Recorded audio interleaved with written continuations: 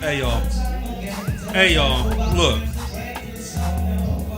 I don't really think you understand the totality of what is about to happen down in Charlotte All-Star Weekend. I came all the way from Winston, dead tired, and I saw Chuck T was going to be in Charlotte. Oh, not Charlotte, in Greensboro. Big at ups Green to Chuck Street. T. Then guess who's going to be there? Yeah.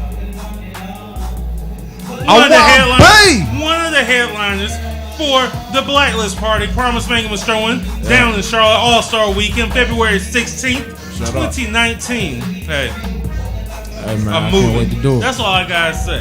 Go ahead and introduce yourself, brother. Hey man, you already know what it is. It's your boy, I'm Wild B. Just checking in right now, live from the Green Street Club right now.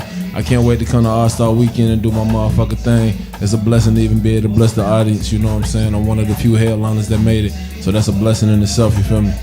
That's what I'm talking about, man. So how did you start?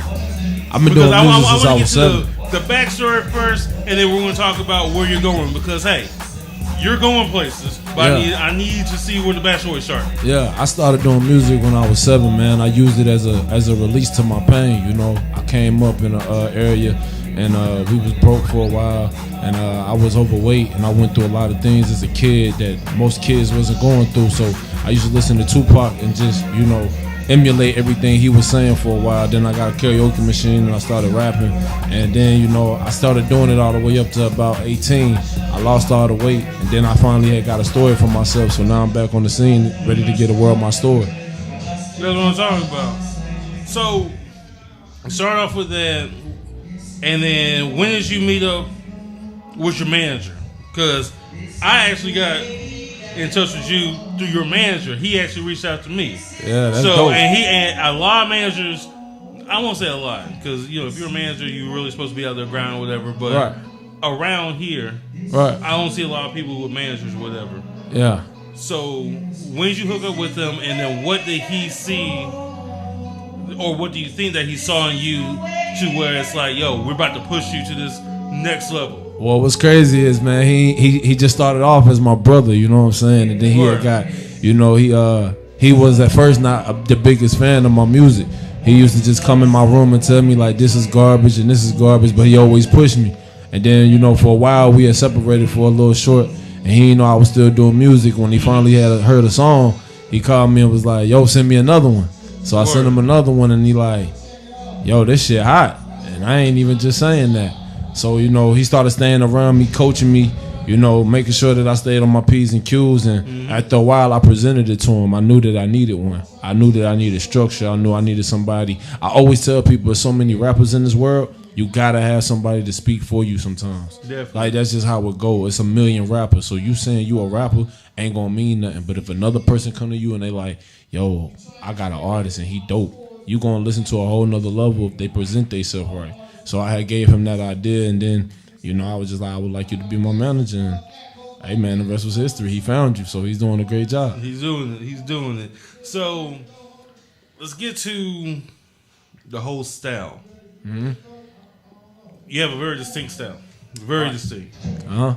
Is that something that you just grew up with? Is that something you kind of sort of mold yourself into? You know, I really love hip hop, man. Like I said, it came all the way back to Tupac and Wu-Tang Clan, and, you know, Big Daddy Kane and KRS-One. So I used to just always watch people growing up, and I was like, yo, you know, I want to make sure I got my own style, because so many people are copycats. So I just wanted to make sure that I studied others. But like I said, I got a unique story in its own, so I just create my own rhythms, and I always want to make sure I ain't making the same type song. You know, before Tupac died, they say he had over 150 songs. I want the same kind of legacy.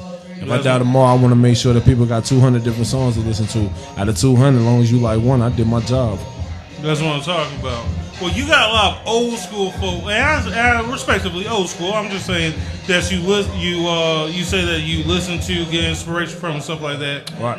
Who is somebody this generation, if you want to say it, maybe not, you know, no, in this generation, or anybody who you want to work with right now? Who will be one person you want to work with? Honestly, that you think that could like take you to that either a next level, or you think it'll be a good fit, you know, for a If single I could song? work with anybody right now, it'd honestly be Meek Mill. It'd be Meek Mill, especially after that Championships album. I would love to. I think me and him both got dope cadences, and we both express pain in a unique way. So I think we would make a real dope type record. You know, even a lady banger. Even if it was a lady banger, it'd be dope. So I definitely say Meek Mill. I'm a major Meek Mill fan. See, that's what I'm talking about, bro, man. Hey, yo, he's grinding, bro. Hey, I'm just trying to make it, man. He's doing it. You ain't got nothing else to do you? You say I ain't got what? I said you ain't got nothing else to do though. Shit, there's always something to do when you're an artist. It's music. That's what people don't get. Like, That's what I'm talking you gotta about. grind nonstop. Even, you know, I don't sleep that much. I mean, you don't got no time to sleep when you're an artist. You gotta think of the next move at all times. After your show, I gotta find another show. I gotta start traveling. I gotta do that show. I gotta do those interviews. I gotta do these freestyles. It's nonstop. If you weren't into music, what else would you do? Or what's something that's interesting? Like, are you just a natural creative, or you want to be more? Honestly, man, if I wasn't doing music, I'd probably be doing something in the sales department. I'd be selling shit. I'd be selling something like cars or some shit like that. Something that still would bring a nice amount of money to my lifestyle. But if I wasn't doing music, that's the only thing I could really. Or I would be helping another musician. Because I'd be able to help them do the things I wish I could have did. That's what I'm talking about. I would probably manage. Hey, yo. Hit everybody with your social media and stuff. I know you gotta get out there. Hey man, you already know, boy. It's a big event. It's your boy. I'm YB. You can check me out on everything. YBKD. Go to Google. And type in YBKD, and everything will pop up. Instagram is YB.KD. Snapchat is YBKD. Twitter is YBKD. Like I said, everything is YBKD. So you feel me? Just lock in with me and follow me through my journey. Hey, yo, grinding. That's all I gotta say. Grinding. That's the key, man. Hey, and if you want to see him in person, I got the hookup. How did I have the hookup? Because Promise Mangum is presenting the Blacklist Party down in Charlotte, North Carolina, February 16th, 2019 at the Legacy Center. Straight up. It's about to be a movie. That's all I gotta say. If you see his IG, yo, he got him. Yeah. He got the people coming. Okay? You don't want to be left out in the building.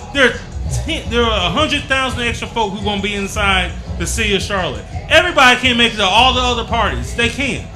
That's true. If you're a baller, hey, more power to you. Cool. Guess what? Do you want to see 8 acts? 8 independent up and coming artists? Do you want to see that? Do you want to have an open bar until midnight? Do you want to see, or just have a good time? Hey, guess what? I got it for you. That's what it is. Yo, he's about to perform tonight. He's going to perform on February 16th. That's it, man. That's where we're at. Straight up, man. You already know. I appreciate you for having me, man. I'm ready to rock the stage. You feel me? Like I said, just follow me on everything YBKD, and let's go ahead and follow me on my journey. Hey. Enough said, man. We out. Promise Mangum Podcast. We'll be back in a little bit. You know what it is. YB. I'm YB. There you go. How's y'all in a little bit?